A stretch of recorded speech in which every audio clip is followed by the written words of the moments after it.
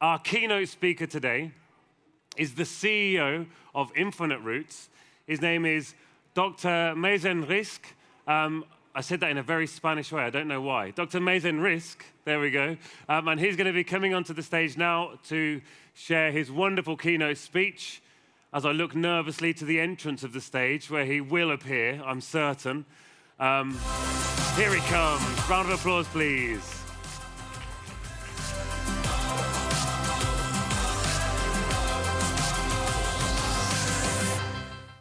Good morning, everyone. It's a pleasure to be in Paris again. Although I have to say, coming from Hamburg, I thought the weather would be a little bit nicer than it is. So for once, it's nicer in Germany, so a little bit of mixed feelings. But I'm very happy to be again in Paris and very, very happy to tell you a bit more about what we do at Infinite Roots and where we see fungi becoming an amazing solution to a lot of the problems that we have in the world. My name is Mazen. I am the founder and CEO of Infinite Roots. We just changed our name a couple of months ago. We were formerly known as Mush Labs, but the scientist in me who was very naive when I founded the company in 2018, thinking we need to say labs and we need to say science, somehow realized a couple of years later that maybe lab and food, maybe lab and things emotional doesn't really connect. So that's why we changed the name of the company to Infinite Roots. And with Infinite Roots, we want to tell the whole world that with a one single simple ingredient, which is mycelium, there are amazing and infinite possibilities that we can create for a lot of different technologies, for a lot of different industries, and a lot of different solutions. And usually, I start my presentations rather negative on all of the problems that are happening in the world. But given that the session today is really about fungi and how they can serve as an ally, I wanted to start on a very positive note by saying mushrooms and fungi are fucking amazing. There's more than 12 million fungal species on Earth. This is 6 times bigger than the plant kingdom combined. The mushroom kingdom or the fungi kingdom is actually closer to us humans than plants are. Yet, this whole kingdom is so understudied. Or better said, there's so many opportunities in this kingdom that there's so much left to understand and there's so much left to learn. Outside the 12 million fungal species themselves, there are more than 2,000 edible mushroom species. And with each one, you can open a plethora of doors into different possibilities, into different solutions to different problems. And thanks to MycoStories, we very clearly see that there's a lot of people who understand that already in 2024 and are working across so many different sectors, whether it's food, whether it's materials, whether it's soil, whether it's health. So many amazing companies that have thought of the amazing power of fungi and what can happen there across so many different ecosystems. We sit somewhere up left, if I'm not mistaken. This is, I cannot find it at the moment, but we sit around food and fermentation at Infinite Roots. But why this slide is specifically and especially important for me is when I started the Infinite Roots in 2017, the industry looked completely different. So I'll just take you back to 2019, and that was the map. So just in the last 5 years, with 2 of them being COVID, the industry has catapulted into a completely different stratosphere of opportunities. This was 2019. We also sit somewhere there as Mush Labs. But when I started Mush Labs in 2017, I would say probably half of that didn't exist as well. So just in 5 years, there's so many opportunities that have been developed and so many exciting companies that have come up and said, look, amazing solutions. Let's see what we can do with fungi, with mushroom, and especially with mycelium. One of the things also that excites me is when we started, we took a big leap of faith of saying, we want to do something in mycelium in Europe.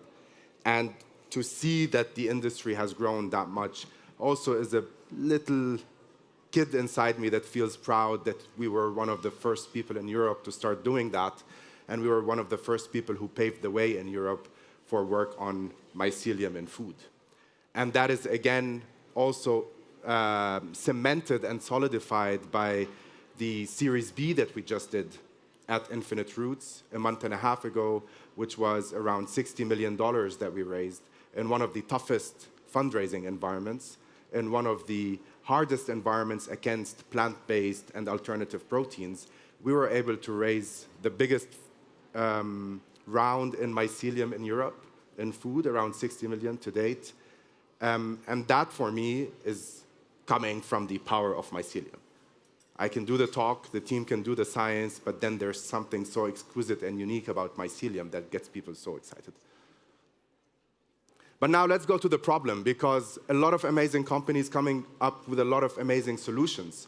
But we need to understand that we're facing so many difficulties today that need to be clear for everyone to make sure that we support all of these companies moving forward. And one of the biggest alarming challenges we're dealing with today is greenhouse gas emissions. And actually, 26% of all greenhouse gas emissions come from food. Put in a different perspective, that is bigger than the whole transportation system combined. So put aviation, put cars, put all transportation systems, and then put food. We emit through our agricultural system more greenhouse gas emissions than that. But this is not where the problem for us ends. The problem today is, imagine how many emissions are being created, but there's still around 2 billion people today on Earth that lack access to equitable, sustainable, healthy food. 2 billion people out of 7 or 8 billion people today do not have access to food. So as we go and have a privilege of going into supermarkets and deciding, am I going to eat this today or am I going to eat that today? There's a problem which is called food security in a lot of different regions in the world that we need to shed light on and say that technologies can potentially solve that problem. On top of that, around 1.3 billion tons of food are wasted every single year. That is 1/3 of food that is produced on Earth per year goes to waste. And that is not only what we potentially throw on a Sunday night from our kitchen, that is everything starting from the first production in the value chain all the way to our kitchen. 1/3 of food produced goes to waste. Imagine the amount of solutions we can create with that. Imagine how we can use this food that is being discarded off in different ways. But if we continue like this and on the pace that we are on, we would need 2 Earths in order to support what we are consuming today. And as far as I know, with all the hope that we want on Earth, I think we're still far from having another Earth to inhabit and produce food on. So problems are immense, and I think it's very important that we talk about them. And it's very important that we say, look, there are a lot of crazy things happening, but when you see the fungi map of 2024, you realize help is on the way and there are solutions that are just around the corner. We need to support them, but we also need to be very vocal in talking about all of the opportunities that they present. For us, the opportunity lies in mushroom and the opportunity lies in mycelium. And when we talk about food, why do we love mushrooms? We love mushrooms because of their taste and texture. I think probably everyone in the room has had mushrooms, minus the psilocybin, talking about food, at some point in the last year. They will have a very exquisite taste, a very exquisite texture, a very natural umami taste, which is very savory and meaty. But at the same time, the exciting thing about mushrooms is it allows us to talk about nutrition very holistically. So as everyone is fighting the fight on alternative proteins, we tend to think at Infinite Roots that actually proteins alone is not the issue. We in Europe eat way more protein than we should, way less fibers than we should. Fiber is an issue. Minerals and vitamins and nutrients are an issue. And what I like about mushrooms is that they give you this very holistic nutrition where they will give you everything. They will give you amazing protein quality with all essential amino acids present, so meaning amino acids that you cannot produce in your own body. But they're also going to give you amazing fibers, prebiotics. They're going to give you vitamins and minerals. So holistically, so much power to be presented there. And on top of that, mushrooms can grow very circularly. Meaning, today, if you go into the wild, if you go into nature, you'd see mushrooms growing on woodlogs. Pretty sure you've heard of a lot of companies where mushrooms were grown on coffee waste. And that is because mushrooms, again, are not plants. They don't belong to the plant kingdom where they can create their own food. They need to eat food similar to us. They're closer to humans again. So what they do is, usually in nature, they will throw enzymes through their mycelium, through their root network, which is in the soil. They're going to secrete enzymes. And these enzymes are going to break down anything around them that has carbon or nitrogen. And they're going to eat that and use it to grow, similar to us. So now, if you think about it, you can give them anything. They're going to break it down, eat it, and grow. And this circular growth, again, when we're talking about sustainability and climate change, we should be very, very aware that it goes across all of these sectors, that circular economy and circular growth presents an amazing opportunity that mushrooms can take advantage of. But when we talk about food, we're also talking about mycelium. We're not necessarily talking about the fruiting cap, which is the fruiting body of the mushroom that you would usually buy in a supermarket. We're talking about the root network called mycelium, or the mushroom roots, as we call them, that are usually delved in the soil, or these white structures that you would see. These roots are wonderful because they offer you the same taste, they offer you an amazing texture, they offer you the same nutrition as the mushroom itself. They can grow in any form, shape, or way that you want them to grow. But if you now take these mycelium and move into a lab setting, you're able to do the process in a very controlled environment, in a very fast, efficient producing methodology.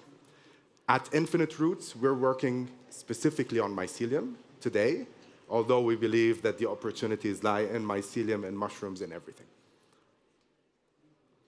And why, again, mycelium? Because with mycelium, we're able to produce food in a very fast, sustainable way, but also produce very healthy foods and very versatile foods. So when we talk about production, what we literally do is we're able to take these roots and we take just pieces of it, similar to what you would see here, the white material. We grow the white material and then we take it and put it in tanks like this. And in these tanks, we have a very controlled environment of temperature, pH, feeding conditions. And the process takes us 3 days. So in 3 days, we would be able to produce mycelium, harvest mycelium. On day 4, we have a product that you can eat. Let's compare that to something. Soy. Soy takes, on average, around 150 days. Cows. Cows would take anywhere between 2 to 2.5 years. We do it in 3 days. And again, that's not because we're geniuses. It's because mycelium has this opportunity really and power to grow that fast. But also, when we're talking about this, we're talking about what does that mean from a sustainable perspective? Because when we started the company, we said we want to start a company that produces food sustainably. So what does sustainability mean for us? For us, sustainability means using less water. Today, compared to animals, we use 215 times less water. And I come from the Middle East, and I understand that water is such a big issue, especially where I come from, that wars will be fought on water. So whatever we can do already to start thinking about that is going in a good direction. But also, we produce 275 times faster than animals, as I just explained. And in the process, because we're using these fermenters, which are very vertical, we use 2,500 times less land than animal agriculture. At the same time, the projections are that we would be emitting 35 times less CO2 than cows for the same amount of protein that is produced per year. But then we take our science hats off and think, the moment we have these ingredients, we need to do products that taste good, products that connect to people, products that feel good, products that remind us of home. And this is why we focus really on having tasty products, but on also having very, very healthy products. Felipe is our head chef, culinary guy, comes from Chile, but Felipe spent the last 10 years working in Michelin star restaurants. He decided to move to Infinite Roots, and there he really tries to bring his culinary experience, his know-how, his feel as well, into creating foods that can excite people on a daily basis. And these are some of the products that we've created. Because of the versatility of mycelium and because of the different species that exist on Earth, we have been able to categorize quite a few different species and say, what do these species resemble and what kind of products can we create out of them? And this is why you'll see we've done everything from cream cheese and lebne, coming from Lebanon, need to have lebne, to the meat products, to the sausages, but we've also done ice cream with 3 ingredients. We've done caramel with 2 ingredients from mycelium, and we've done fish. So basically, the versatility allows us to go into every single category of food and say we can do something there. And every single touch point that you as a consumer might have with food, which is breakfast, lunch, dinner, or snacks. And this is why we don't want to be an alternative protein company. What we want to be is a food company that is giving people a new category of food based on mushrooms with the opportunity to enjoy food in a healthy way, in a tasty way, but in settings that people usually understand. And on the path for us to do that, we aim today to replace 2.5% of meat in Europe with mycelium products by 2030. This is a huge number, even though it's just 2.5%. It's a huge feat.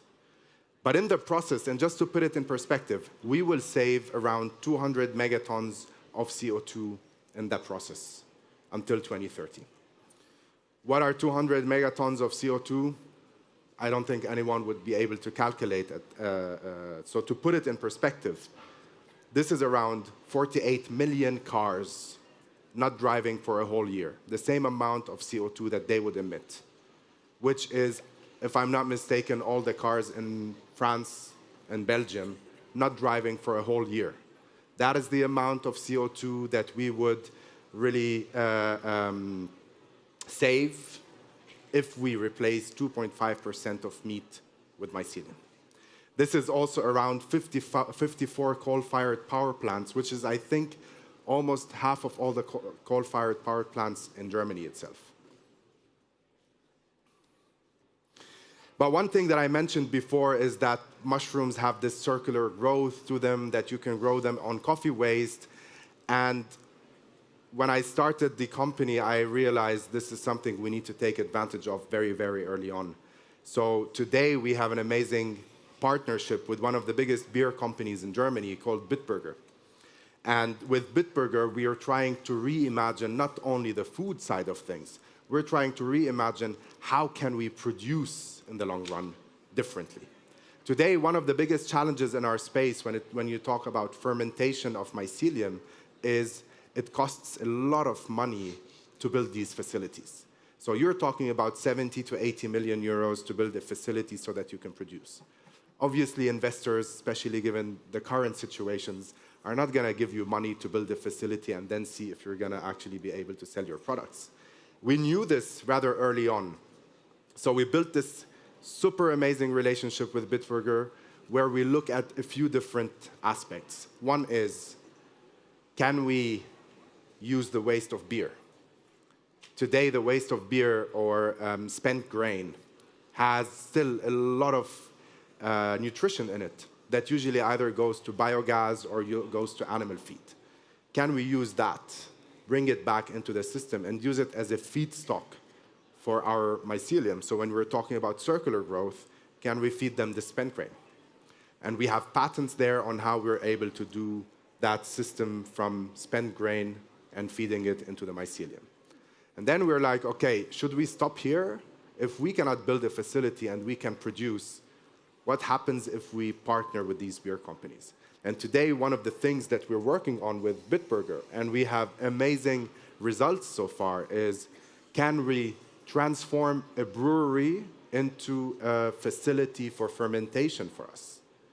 With that, we take the waste, we take one of the tanks that usually has beer in it, where now beer consumption anyway is going down, repurpose it into our fermentation without owning it, and then have a facility running for us without actually spending the 70 million needed to build. So this asset-light approach has been an amazing and very exciting opportunity, especially with beer companies, because it allows us to be 10 times more efficient with the money that we're using. It allows us to even decrease production costs because now we're using waste and bringing it into the system. And we can use the spent grain 6 times more efficiently than how it's been used so far. Maybe that sounds exciting for some of you, maybe not, but I'll tell you why it's exciting for me. It's exciting for me because if I unlock one brewery, who's going to stop me from unlocking 10 breweries? If I have figured out how to work with one brewery in Germany, I can move that into a brewery in Brazil, a brewery in Lebanon, a brewery in Australia, or anywhere else in the world.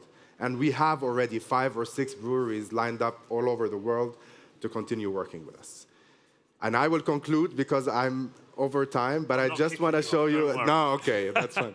I just wanted to end with a few pictures to tell you why it's important to be versatile for us.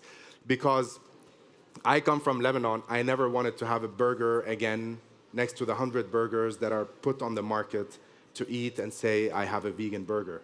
I wanted something that defines where I come from. So in the company today, we have 80 people coming from 25 different countries. And the reason why we have so many nationalities in the team is because we want to understand all of the different food cultures. How does someone from Lebanon eat, or someone from France eat, or someone from Hong Kong eat? And this is why we've worked very, very diligently on producing, or we aspire to have a global technology, like I just said, but at the end, we want the foods to be completely, completely local. So in Germany, we would work on sausages, but in Lebanon, something called kibbeh, for anyone who knows it. And that's my grandmother's recipe, actually. We just took it, removed the meat, put mycelium. That's all we needed to do. Or in France, maybe, and you see the gooey stuff there, the caramel, which we did with mycelium as a dessert. Hopefully next time we can bring some for you to try with 2 or 3 ingredients to really show the opportunities across different cultures. And with that, last slide. There you go. For us, it's really not just about replacing meat. For us, and when we think about climate change, it is about building a healthier system, a healthier food system. It's about building a more sustainable food system. And it's about building, most importantly, a more equitable food system. And only with that can we really create systematic change, and not just by thinking always we need to replace the meat from the equation. Thanks a lot. It was a pleasure to be here, and looking forward to the rest of the day. Thank you so much. Thank you. Wonderful.